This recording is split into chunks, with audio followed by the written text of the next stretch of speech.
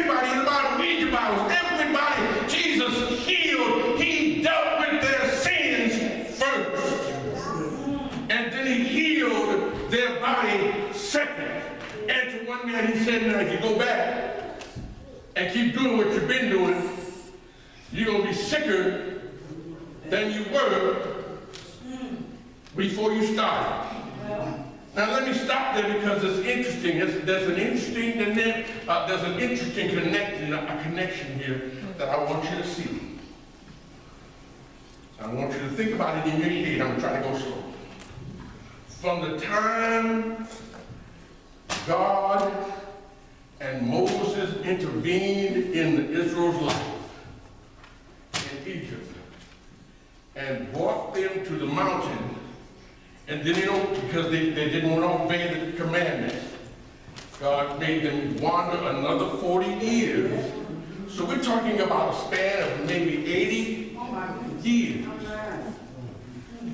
that God let his people wander and develop in his presence before they got into the promised land. Not a single person got sick.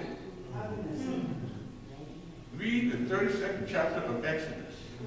Not a single one of God's children got sick. Couldn't catch a cold if you threw it on them in a bag. No sickness, no disease. But it wasn't until after they got into the promised land and started doing what they wanted to do. Now they got leprosy, they got this, they got that, we got this, and been sick ever since. I'm wondering if you see the connection there.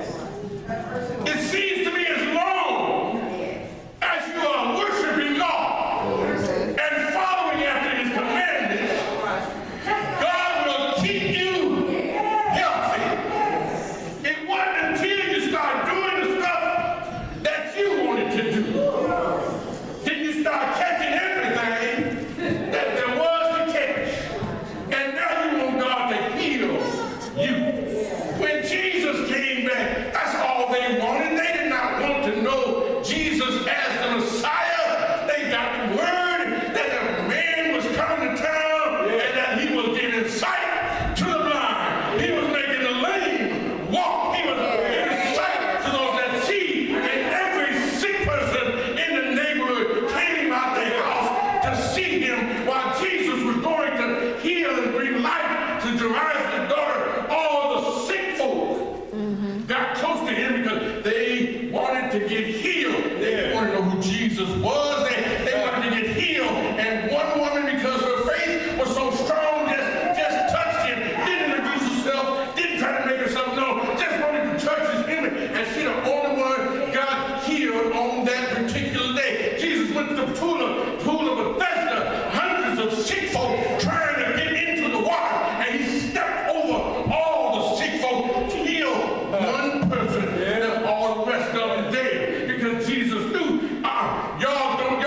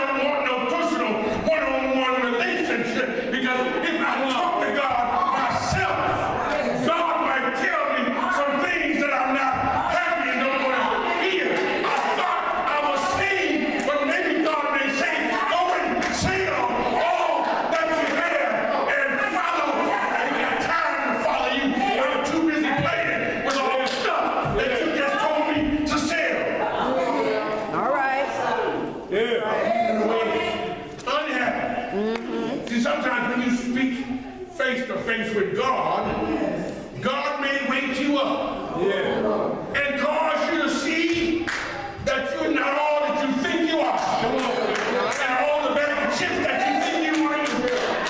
He might reveal to you that you're just as dirty can be. And you don't want nobody to tell you that you're dirty. But God says, the only reason I tell you that you're dirty is so I can cleanse you from your dirt. I can't tell you how to be clean unless I tell you how you're dirty. You want to come and see me, but you can't come into my house unless I tell you why you can't get in. Somebody come to your house just after all this snow. Naturally, you're going to stay there, and I hope you would have enough sense to tell them your feet still got snow on it. I think before you come up into my house, you better wipe your feet. You just don't let folk up into your house tracking mud and all kinds of good without telling them, because today they're not thinking about the snow. They just want to come up in your house. They may not have the decency to understand that maybe they need to wipe their feet before they come up into your house. God is just saying, yes, you're welcome to come, but you better be prepared to wipe your feet, because you're not tracking any of that stuff into my house. You're not bringing your attitude into my house. You're bringing that selfish stuff into my house. I don't care who you hate. You better straighten up and go my way. There's no hatred in my house. There's no jealousy in my house.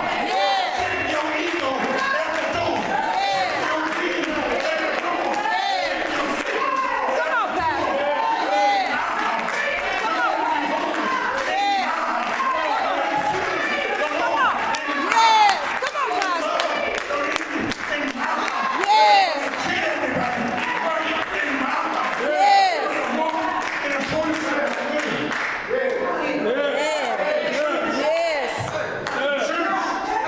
The church must recognize its condition. Yes.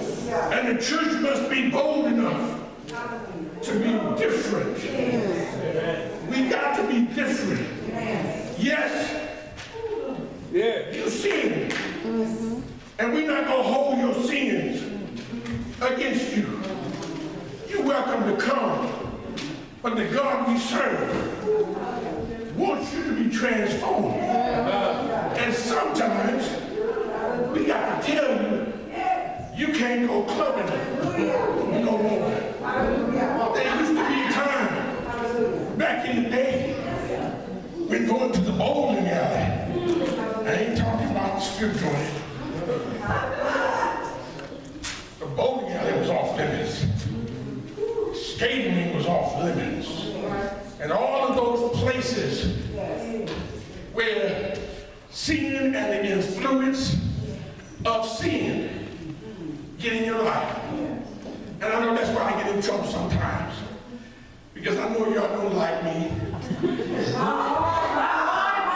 I tell you, you need to stop watching some black woman who had an affair with a white president, who cheated on his wife, had other folk messing up, who used to compile to get killed and want to have your baby so you can keep your job. Ain't got much of a relationship with dad. Now, I think you killed off the show. I'm not sure, because I really don't watch it that much. I just hear a lot about it. But you know, all this stuff. You know, I mean, I'm not trying to be mean, but all that stuff, I know it's in the minds of some of us. We say it's just television, but there are people out there who think this stuff is real. The stuff you watch on television, if you watch it long enough, it will influence you and make you think that everybody is like this. That's why when you watch all them housewives in every other city, you think that every housewife is like that. No, there's some good housewives out there. There's some good ones out there. You know, some of we think the norm of what is said is must be when you watch stuff that you ain't supposed to be watching, when you're in the presence of stuff, even though you may think you have the ability to be strong enough to to subdue it. You know, you can't. You know, I work at Home Depot, and every now and then I got to lift bags of cement, and every now and then I got to lift bags of grout, and I would be stupid to think that just because I don't eat the grout, none of that grout dust is on me, and none of that sand is on you. You don't necessarily have to play in the sand, but if you're around the sand, some of the particles of the sand will get on you, and you go up in that club thinking I'm all holy. Satan can't touch me. May not have a dream in your life, may not flirt with the men, may not flirt with the women, may not see some of that smoke that's in that club will follow you home, and some of that other stuff in that club will follow you home. When you hang around sin, whether you participate in the sin or not, some of that sin is going to cling on to you, and maybe one day you're going to start liking what clings on to you. And you might, you know, I didn't used to always like black walnut ice cream. You didn't always like vanilla. You didn't always like chocolate. You didn't know whatever your favorite folks love you didn't always like it. But one day you took a taste. You took a taste. And you liked what you tasted. So you went back and took another taste. And you went back and took another taste. Now, it's nothing wrong with loving chocolate ice cream, black walnut, but it becomes whatever your favorite ice cream is. But you messed up when you took that taste, because now you ain't got enough sense to stop at 1 8-ounce bowl. You bypass the bowl, and you take the whole box, and you sit there and you scoop the whole box. Even you eat too much, you overdo. And it's all because you took that taste. Sometimes it's better off not tasting it, because you know what ain't wrong, you're going to overdo it. You're going to overdo it.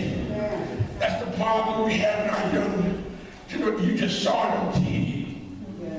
And because you saw it on TV, you thought it was all right to do it. Now you did it. Now, 9 months later, the TV didn't tell you what you're supposed to do after you tasted what you did. Now you get a job. The TV didn't tell you how to get a job. The TV just told you that it's all right sometimes. And then we try to justify our sinfulness. God don't want your justification. I've heard people say, but sometimes you have to test drive the car.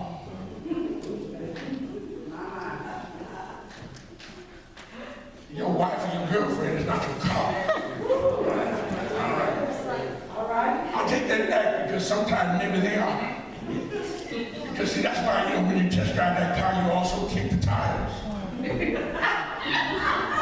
that's why some of us beat our girlfriends. We really kick the tires to see if the car will hold up. That's why we got abuse, because we kick in the car, we test drove it, and now we got to kick the tires. You got to slam the trunk. You got to test to see if the oil's okay. And you got to take your car apart. But now, the problem with test driving is